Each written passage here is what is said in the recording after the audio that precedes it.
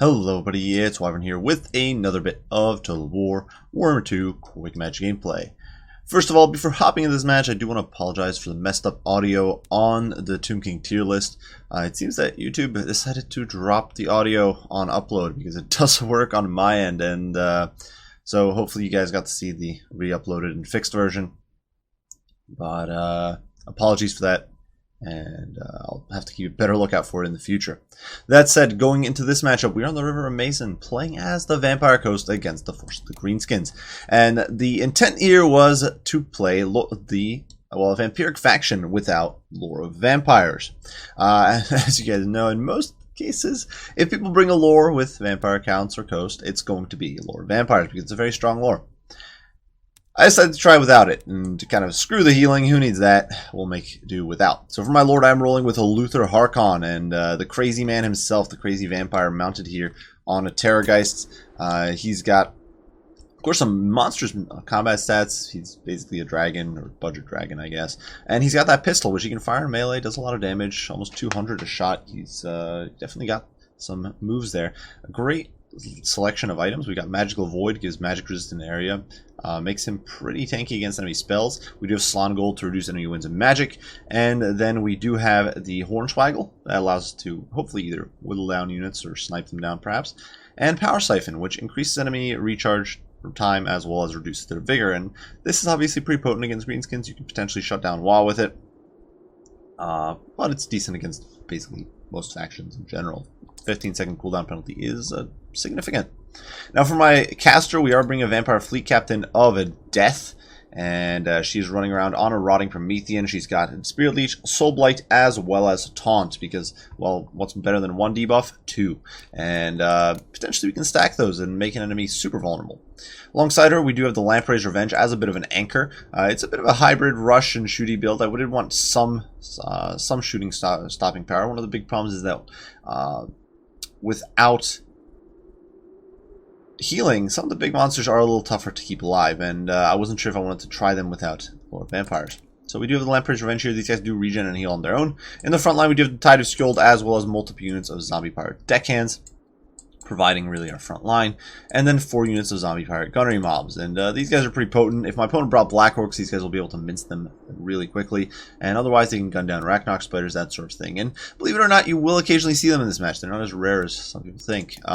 On the flanks, we do have a whole bunch of Direwolves. So we got Scurvy Dogs. So we got 4 units of them looking to interdict the backline. I kind of figured my opponent would have a hefty skirmish contingent. And one of the cool things about these guys is that against Boar Boys and some of the lower combat stat orc units, they will hold surprisingly well, despite and just be a decent defensive tool for the backline. Now for my opponent, he has gone with a very wide orc build, most likely expecting or anticipating the gunnery line. And so for his lord, he's rolling with Azag the Slaughter. He's got Fate of Buna.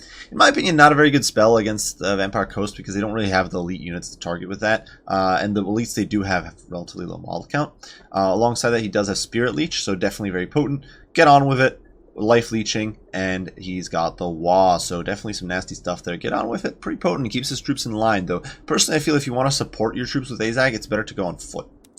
Now, alongside Azag, he does have an Orc Shaman here who's got a whole plethora of spells. He's got the he's actually mounted on a boar too, so a very expensive investment. He's got Foot of Gork. Once again, I'm not too much of a fan of it against Coast. He's got Here We Go, Fists of Gork, very powerful spells there, and Gaze of Mork. So potentially looking to snipe out a Lord. Against Luther with that magic resist, not that likely. I do believe missile resist applies too, so Luther can kind of shrug it off. First front line, my opponent has a bunch of Orc boys. They'll definitely be able to run over my zombies pretty quickly. On the flanks, we've got some Forest Goblin Spider Riders looking to interdict the backline. The Warlords boys providing armor sundering. 2 units of Orc Boar Boy Big Guns on the flank, providing that anti-large NAP. Pretty nasty if they got on top of Luther.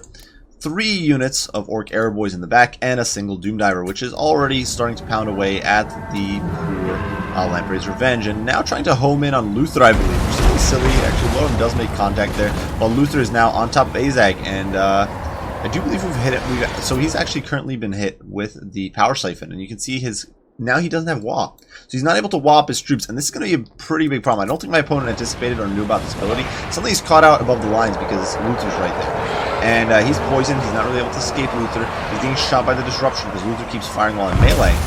And he does try to pick out the Spirit Leech, overcast it, a bit of a misplay. You don't want to use that, it only extends range to do damage. But Azag is taking a pounding, and when he's not in melee, he is not getting Wah. So my opponent right now has no Wah, and is getting pounded in the front line. Like, sure, he's going to win these fights, but he's taking a beating, and this fight in the front line would have been over, like, years ago if my opponent had Wah. The Orcs would just roll through, but he's not able to do anything. Over here, the Lampreys Revenge do dive through alongside the Vampire Fleet Captain, crushing my opponent there. Spear Leech is going down on Azag, melts his HP away, definitely much more than Luther can heal. And Azag is on the run. He is forced to flee the battlefield in disgrace, and no Wah was popped. So a bit of a mess there. Salon Gold does go down as well, crippling his Winds of Magic. My opponent still does have the Orc Shaman, so he will be able to buff his troops a little bit, but it's definitely not where he wants to be in life. And now the guns are unloading on the Orc Airboys, whittling them down, while the Lamprey's Revenge and the Vampire Fleet Captain just run amok. Now over here pursuing Azag, the thing is, Azag has 110 speed. He's mounted on Wyvern, which is one of the fastest mounts in the game, and so I give up after a while and decide, screw that, we're not chasing him all the way through the map. This is actually a bit of a mistake, because he is going to get back into the game here, and he's going to be able to cast a Wah. So definitely a bit of a misplay. In the meantime, the Spider Riders are diving into the back line. My opponent finally caught up to those and pushes in. And the Boar Boys here trying to swing around as well. But we do have the Dire Wolves on standby, so these guys are going to get thrown in. The Dire Wolves over here are running amok. You can see they shut down the Doom Diver, shutting down the Orc Boys. They're going to be able to get on the Arrow Boys, and they are having a field day. But as I said, Wah is going to go off as AZ comes back online, and this suddenly is going to swing things. Things are going to get hairy. Because my opponent actually busted through a few points in the front line by now, just without the Wah. And in come the Orc Arrow Boys, or Orc Boys, and they are fast enough to run down Dying Pirates. Dying Pirates only have 23 speed. They're definitely not sort of anything to be proud of for mobility's sake. We are going to throw Luther in here, though, trying to rout off and support against these Force Goblin Spider Riders. Hornswaggle does go down on them, making them a little less combat capable. Unfortunately, you did see the Gates of Mort going in there, smacking Luther a little bit, but Luther doesn't get too much of a damn. And we are just going to scrape away before these very angry piggies get to us. And we definitely don't want Luther getting caught on the ground by Boar Boys. That would be one thing that, at this point, where we've got a nice balance of power lead, could swing things in my opponent's favor. Because the thing is, Luther is very nasty. Luther can basically single-handedly win this. Now over here, Azag is trying to scrape his way back in. It's actually possible that his leadership banner is the only thing keeping him in here right now, because he's down to 6 leadership. But we are able to remove the Orc Shaman from play. He is routing now. So that's another big win. Over here, the main thing is our core here, our Titus Scroll, our Vampire Fleet Captain of Death, and our Lamprey's Revenge are still doing very well, and they're still very much intact. And even if my opponent does manage to swarm me here with his Bull Boys, who are starting to take a pounding. They don't have the best melee stats and very little armor, so they struggle. Even if he gets in here, he's going to start suffering. And you can see Spirit Leech does go down here, Soulblight following, and Taunt hitting these guys, so making the Orc Boys as weak as we possibly can, so that we can now pull in our massive monstrosities and start doing some damage. And you can see it's going to be quite the fight. War Boys, they're not a great unit, honestly, stat-wise. Personally, I probably wouldn't recommend this matchup, but I'd probably try to cram it in a Ragnarok somehow. But you can see they're going to rout here, and it's going to be a Pyrrhic victory for the coast. That said, we made it work. We made it happen. We made a Vampire Coast without Lore of Vampires work. And it's something I've heard. I know other people do this occasionally and have some success with. And I was kind of curious. I wanted to try it out. Give it a shot. I don't think my build was necessarily the best to make it work, though. I do think I just didn't have enough flank defense. I might have gone a bit too heavy on the guns. Luther is a very expensive pick. I think if I wanted to go without Lore of Vampires, it might have been smarter to ditch a Luther and the Fleet Captain and just bring a single Fleet Admiral with a halberd or a pistol and get the value that way, but get more width that way, really. But it was cool to try without Lore of Vampires. With a build like this, you don't necessarily need the heals very much, because most of your guys are replenishing HP somehow. Both Luther and the Vampire Fleet Captain have Hunger, and Luther actually has Regen on the Terror guys on top of that. And Lamprey's Revenge has Regen passive, so the 3 elites here heal, and the rest of your troops, like, who cares? Just like you don't really use Earthblood on Empire Spearmen or handguns, you don't use Lore Invocation of Nehek necessarily to keep your zombies afloat, so you don't necessarily need it for that stuff, and that's really the biggest selling point there. Because with Vampire Coast, you're not as concerned with zombie summons, and yeah, so we made do without. Now for my opponent, I do think there were some shaky things in this build here. One, a bit of a counter, like this cheap front line stacked on top of a good bit of shooting, but then you had the static Doom Diver, which is a bit of an oddball choice, I think, because it's not an artillery piece that can sort of win an artillery duel. I think you either want to go much more aggressive, try to force your opponent's hand, like have more defensive cav, Or, well, really, you don't want to go defensive, honestly. Against Coats, you want to go more aggressive, and I think this build just wasn't as aggressive as it needed to be. If I was to give some suggestions here, I'd probably ditch the Orc Shaman, which is probably a good 1,000 plus of my opponent's investments there. I'd probably ditch him, and probably ditch the Orc Warboy Big Guns.